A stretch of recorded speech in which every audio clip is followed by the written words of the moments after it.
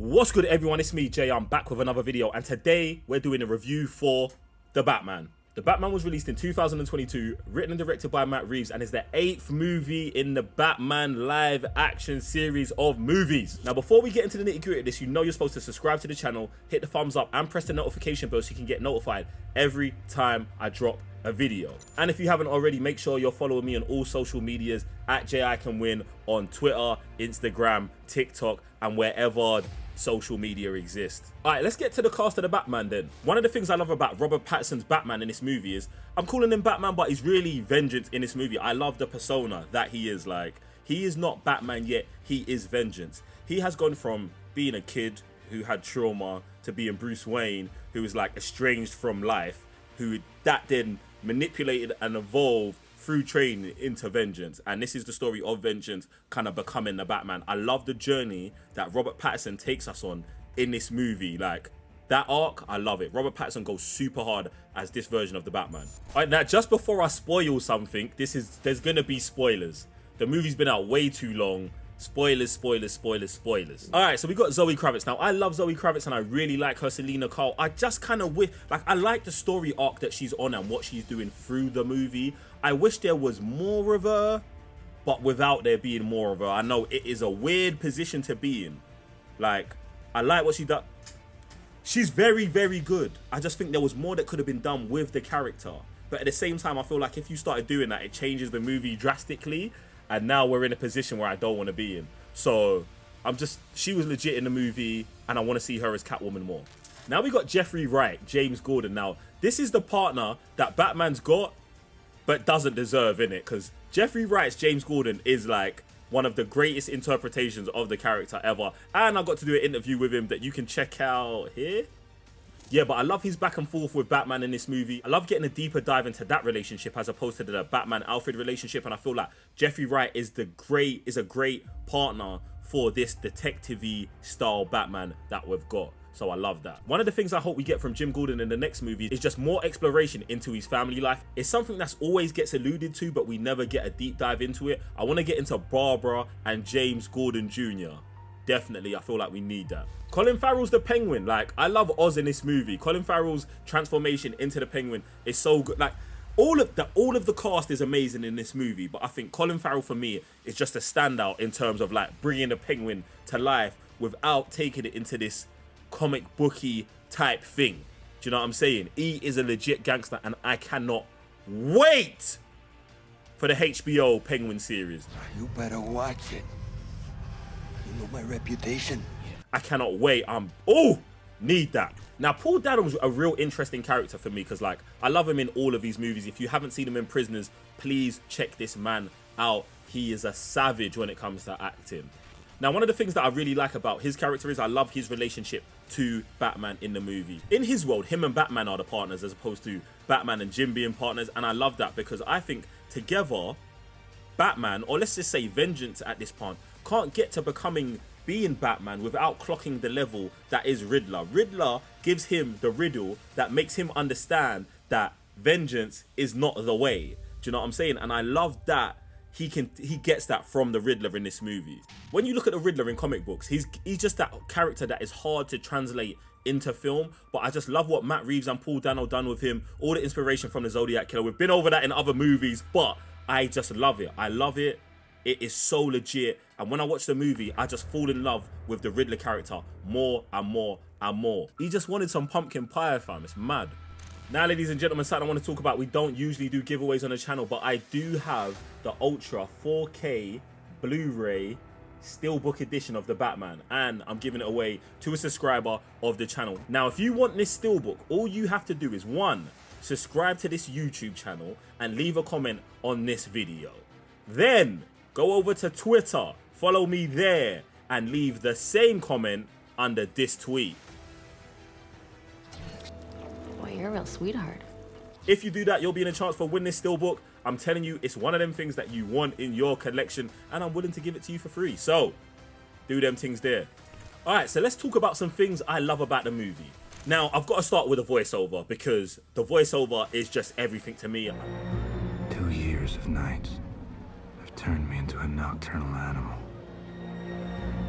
I love the inclusion of it in this movie. I love the tone it brings, and just the mind frame it lets you know that vengeance is in. And it gives you a real understanding of what's going on in Gotham. He's just explaining it to you. It's ripped straight out of a comic book. And I almost wish that they had like the little comic book panels with like the writing as he's journaling it in. I know I'm taking it too far, but the voiceover to me just takes me to a different frame of mind with this movie. And I wish there was more of it. I want to talk about the action, but the action speaks for itself. Like, the action delivers in all ways action in Batman movies should be delivered. So, property damage.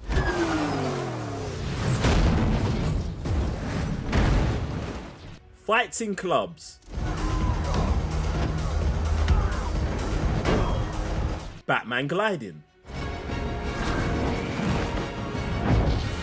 Taser gloves.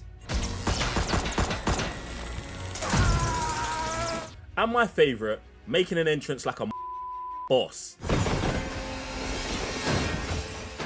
I mean, one of the huge things that I also love about this movie is the cinematography. I feel like every scene in this movie really brings Gotham to life, like deepens your understanding of the world and the characters, and it also knows when to turn it up. One of the other things about the cinematography is it puts you in the boots of Batman or someone in the world who is viewing what's going on, and that's one of the things I love. Like, when Batman's walking, like that slow, intimidating walk up to the thugs, the cinematography just, it hones in on that. You see nothing, you hear it, it presents itself like that there. Beautiful, and it's scattered throughout this whole movie. Cinematography, A-star, top notch, fire.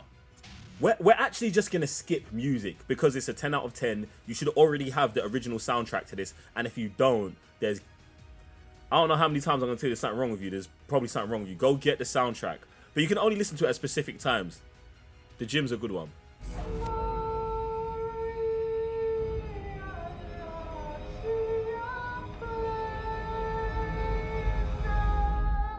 I love the story that we take with Vengeance, with Bruce Wayne, Batman. Like, it's a journey of exploration. Like, he's learning more about himself. He's learning more about his family. He's learning more about his city. Like, and the more he uncovers, the more he knows how he has to become, who he has to be. Do you know what I'm saying? But I also like the deep dive that we get onto the Wayne family. All of the other Batman movies touch on this stuff. What the Waynes were doing and how it affects him from their murder forward. But I love that this movie is going deeper into the history of, were the Waynes doing the right thing? Were they not doing the right thing? It's murky, especially when you're affecting so many lives. And I love that's what we're doing here with the story. And it's something I need more and more and more of. The Waynes and the Arkhams, Gotham's founding families.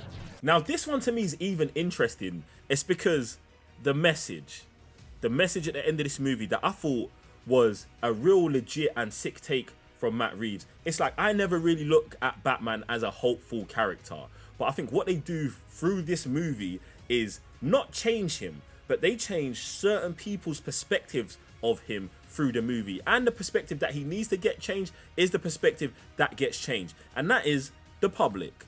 I love how they set up in the beginning of the movie that the villains are scared, the criminals are scared. The criminals see darkness and see Batman. I love that. That is where vengeance is needed.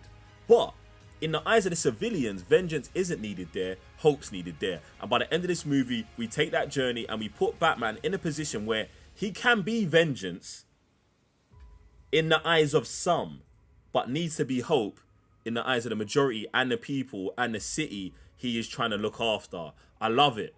I love it. I love it. People need hope. To know someone's out there for them. Now look, yeah, I know you thought I was only going to say good things, and I haven't got many bad things to say about the movie, but I do have these. Now, the runtime. It's just under 3 hours. I don't hate the runtime. Like, I want to get as much Batman as I can, but at the same time, I do think there's 15 minutes of this movie that we could just let go of. One of the other things I don't like, studio notes. The whole, please include Joker, he needs to be here, they need to know there's a sequel, don't need that either. Like, it just really stands out to me in the movie as being forced in, because I just don't think it was necessary. Like, it doesn't feel necessary to me at all. All right, now you've heard what I like and what I don't like, but let me tell you what I would change. Like if I was doing a cut of the movie, there's only like a couple things I'm gonna list anyway. I'm moving the title screen. Now the movie starts with the Batman title screen, but I would move that from there and put it at the 450 mark like this.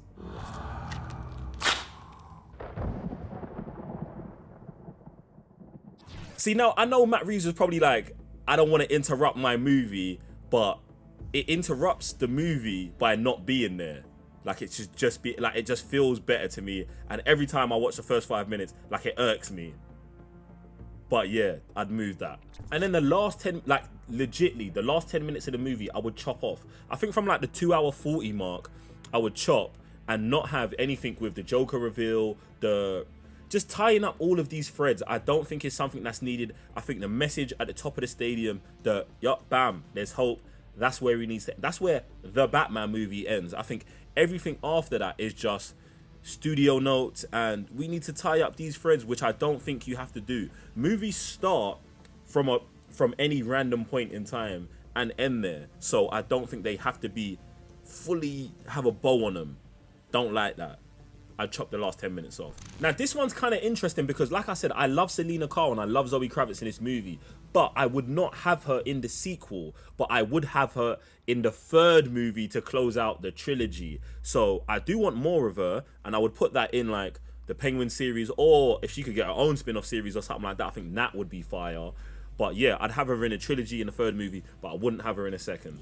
Now my conclusion, you man should already know what it is. Like, this is going in the God tier. It's a great movie. It's the most Batman movie I've ever watched. Like, it's Batman on 1,000. Like, this is Batman. Like, everything Batman about this, they say yes to. There's no no's in this movie. You get me? And I love that about it. It takes chances. I can't wait for the sequel, the third movie, the fourth and the fifth, and however many Matt Reeves directed, written, and produced movies we can get. Now look, what you need to do is jump in the comment section below. Don't forget about the giveaway. Hit me up on social medias at JiCanWin. Blah, blah, blah. Shout, man. All of that. And obviously, subscribe to the damn channel. I'm tired of telling you every video. I'll see you next time.